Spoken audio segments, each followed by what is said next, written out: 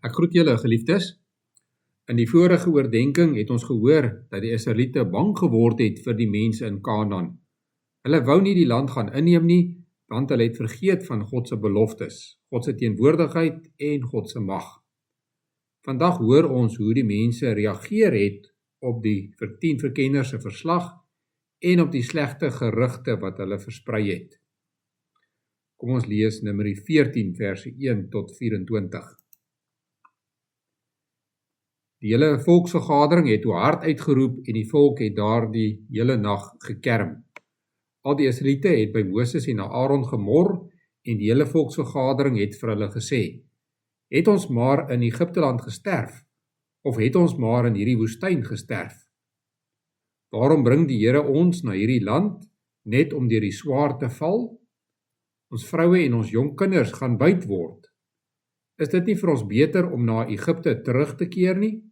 Hulle sê toe vir mekaar: "Kom ons wys 'n leier aan en gaan terug na Egipte." Moses en Aaron het op hulle gesigte neergeval voor die hele byeenkoms van die volksvergadering van die Israeliete. Joshua seun van Nun en Caleb seun van Jefune, 2 van die wat die land verken het hulle klere geskeur en vir die hele volksvergadering van die Israeliete gesê: "Die land wat ons deur kruis het om dit te verken, is 'n buitengewoon goeie land. As die Here ons goedgesind is, sal hy ons in hierdie land inneem en dit vir ons gee, 'n land wat oorloop van melk en honing. Teen die Here moet julle net nie in opstand kom nie. Julle moet nie bang wees vir die volk van die land nie, want hulle is 'n maklike prooi vir ons. Hulle beskutting het van hulle gewyk en die Here is met ons. Moenie vir hulle bang wees nie." Toe die hele volksvergadering dreig om hulle met klippe dood te gooi, het die heerlikheid van die Here in die tent van ontmoeting aan al die Israeliete verskyn. Die Here het vir Moses gesê: "Hoe lank gaan hierdie volk my nog minag? Hoe lank gaan hulle my nie vertrou nie, ten spyte van al die tekens wat ek onder hulle gedoen het? Ek gaan hulle met pestsiekte tref en hulle onterf. Dan sal ek jou 'n nasie maak, groter en sterker as hulle." Daarop het Moses vir die Here gesê: "Die Egiptenare sal dit hoor. U het immers hierdie volk met u krag uit hulle midde laat wegtrek. En dan sal hulle dit vir hierdie land se inwoners vertel. Hulle het gehoor dat u, Here, onder hierdie volk teenwoordig is en dat u, Here, van aangesig tot aangesig aan hulle verskyn het en dat u wolk bo hulle bly.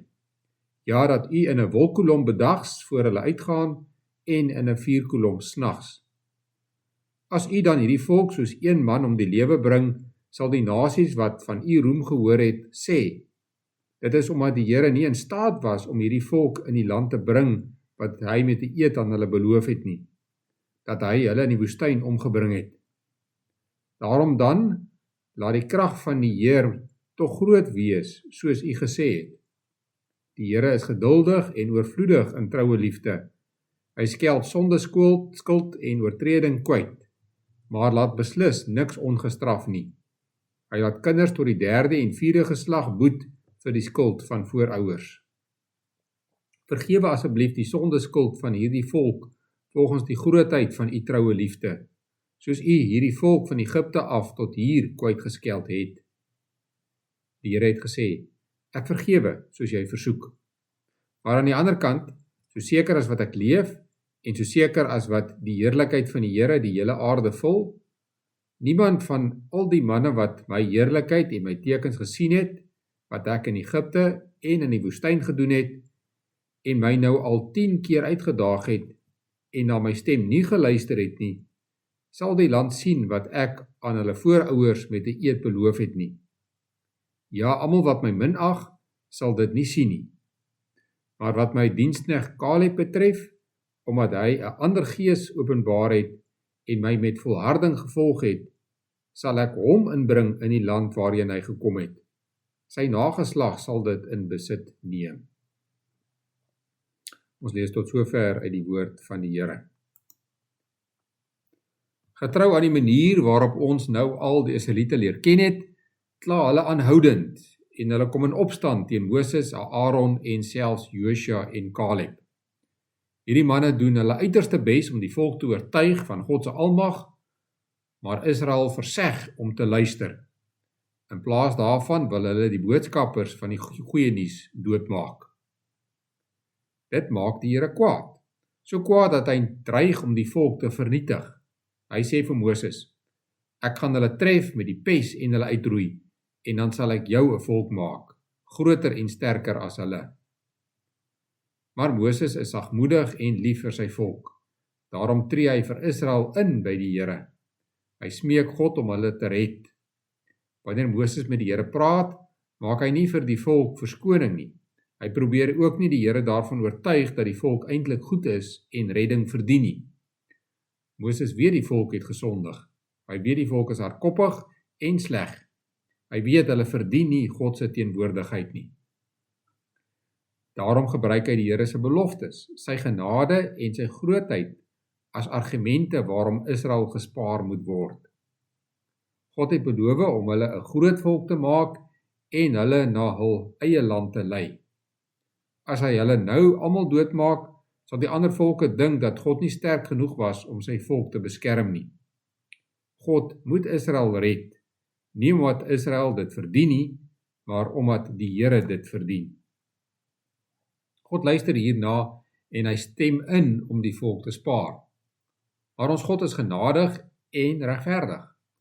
Daarom kan hy sonde vergewe, maar hy kan dit nie ongestraf laat bly nie. Dit is waarom die Here sê dat hy steeds die volk gaan straf. Hy gaan hulle nie heeltemal uitroei nie, maar almal wat ouer as 20 is, sal in die woestyn sterf. Die volk sal vir 40 jaar in die woestyn swerf, en in daardie tyd sal die hele generasie wat teen hom in opstand gekom het en so ongelowig was, sterf. Net hulle kinders en natuurlik Josua en Caleb sal die beloofde land kan ingaan. Wat beteken dit vir ons? Dit is weer eens vir ons 'n prentjie van hoe die Here elkeen van ons red.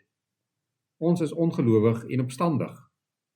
Wanneer ons in ons ongeloof die woord van God hoor, wil ons die boodskapper stil maak.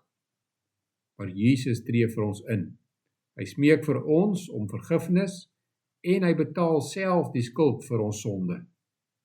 Hy sterf in ons plek sodat God ons nie uitroei nie. Ons regverdige God straf vir Jesus, want die skuld moet betaal word.